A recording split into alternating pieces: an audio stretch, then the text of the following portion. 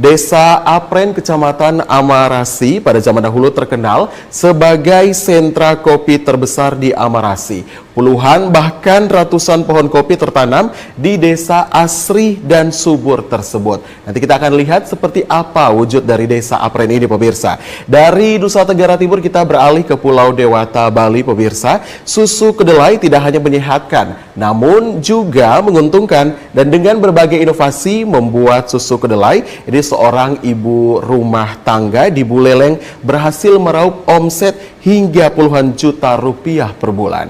Nah, pemirsa, dari Provinsi Bali ini kita beralih ke tetangga, yakni Nusa Tenggara Barat, pemirsa, di mana ada informasi terkait sejumlah petani yang merupakan petani milenial di Kabupaten Lombok Barat, Provinsi Nusa Tenggara Barat. Ini sukses mengekspor 1 ton lebih buah manggis. Nah, dari Nusa Tenggara Barat saya mengajak Anda, pemirsa, untuk ke informasi berikutnya, yakni berawal dari rasa prihatin terhadap banyaknya sampah yang mengotori saluran irigasi petani di sekelompok pemuda di Desa Santong, Kecamatan Kayangan, Kabupaten Lombok Utara, mengolah sampah menjadi bahan bakar solar. Seperti apa proses pengolahannya? Berikut kami hadirkan rangkaian informasi selengkapnya untuk Anda. Desa sejuk yang asri dan rindang itu bernama Desa Apren. Sebuah syair lagu yang menceritakan bahwa Indonesia merupakan tanah surga memang benar adanya. Segala jenis tanaman dapat tumbuh dengan baik di desa yang terletak di Kecamatan Amarasi, Kabupaten Kupang ini.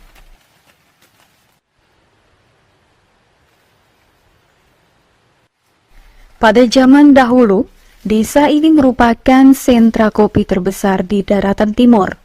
Hampir seluruh warga menanam tanaman komoditas unggulan dengan nama Latin Coffea canepora dan Coffea liberica var tersebut di lahan milik mereka, baik di halaman maupun kebun mereka. Namun seiring berjalannya waktu, komoditas unggulan tersebut berangsur tergantikan dengan komoditas unggulan yang lain, yaitu kelapa dan pisang. Mereka beralih karena masa panen yang lebih cepat.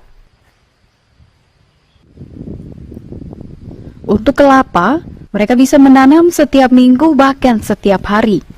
Saat ini hampir seluruh penduduk desa menanam pohon kelapa di halaman rumah mereka. Untuk kuantitas yang lebih banyak, mereka menanam di lahan, kebun, dan ladang yang mayoritas juga berada di sekitar tempat tinggalnya. Kopi di Desa Apren mulai dari tahun 1983. Ini program penghijauan kopi di Desa Apren masa Vicky Koro, Raja almarhum. Menyangkut ini pisang kelapa mulai dari tahun 1983.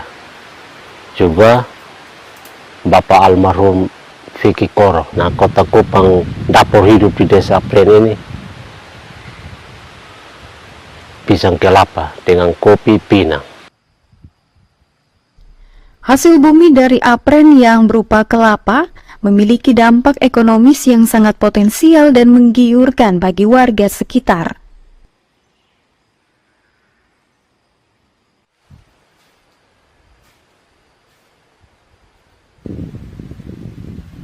Mereka mampu memenuhi permintaan dan menyediakan stok untuk 3 pasar besar di Kota Kupang, yakni Pasar Impres Naikoten Kota Kupang, Pasar Oebobo, dan Pasar Oeba Kabupaten Kupang.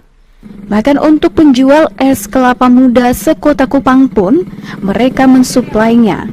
Demikian halnya dengan komoditas lain seperti pisang dan pinang, meskipun tidak sebesar kelapa omsetnya.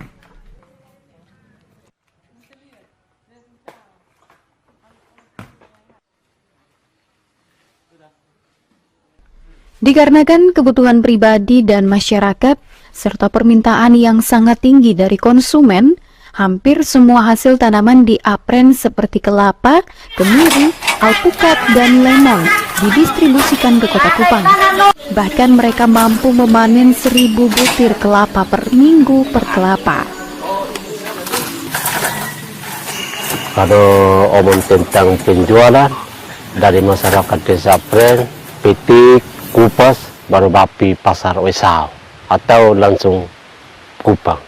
Potensi di Apren ini kalau menyangkut kelapa bisa ribuan buah. Ada yang bisa bawa 1.000, ada yang bawa 2.000, 3.000. Kalau untuk kelapa setiap minggu mesti petik atau panen. Kalau jumlah per buah satu orang itu bisa 1.000, paling di bawah itu 1.000 kelapa. Pokoknya tiap minggu mesti panen kelapa. Maka kalau kelapa tiap hari, ada yang kesturung kelapa muda, ada yang kesturung kelapa kering. Satu trek. Kalau pick up bisa satu orang satu. Hanya di Apren hanya sonde tanam itu hanya cengkeh. Cengkeh yang praktek sonde jadi. Mesin buat tanaman jadi. Domingus berharap agar pemerintah memperhatikan akses jalan dan transportasi menuju dan keluar dari desa Apren, agar masyarakat lebih mudah untuk menjual dan mendistribusikan hasil kekayaan alam desa Apren. Kesulitannya karena kondisi jalan. Kondisi jalan ini sudah betul. Jadi masyarakat bawa hasil ini agak terlambat. Kondisi Aprennya hanya seperti itu. Kita harapkan dari masyarakat desa Apren, pemerintah harus perhatikan ini kampung, maupun dari dinas kabupaten, dinas provinsi, pusat. Karena ini Apren ini daerah potensi, maupun kelapa, pisang, mangga, advokat, ubi, hasil tabuang-tabuang. Agung Prasriojogo, TVRI NTT.